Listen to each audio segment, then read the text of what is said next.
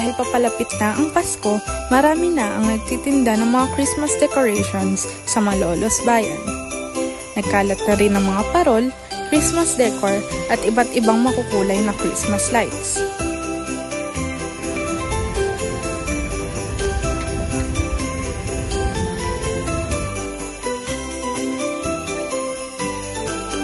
Lagi po ba kapag December nagtitinda kayo ng mga Christmas decorations po? Opo. Magkano na po yung presyo ngayon ng mga Christmas carol or Christmas decorations?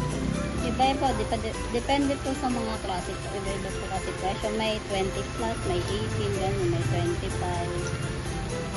For the last question po. Magkano po yung itinataas lalo na kapag malapit na yung Pasko?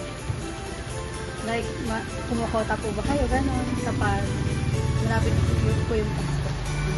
Sa amin po kasi wala lang po kasing po. Kung ano lang po yung dumarating na supply, yun din po ang sinusunod namin na price.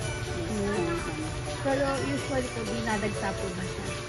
Opo, yung mga nagtitinda po, mga wholesale, di ba yung mga nagtitinda sa labas, yung mga Muslim, dito rin po sa tabi nila. Para po kayong supplier nila. Kumbaga wholesale, retail din po.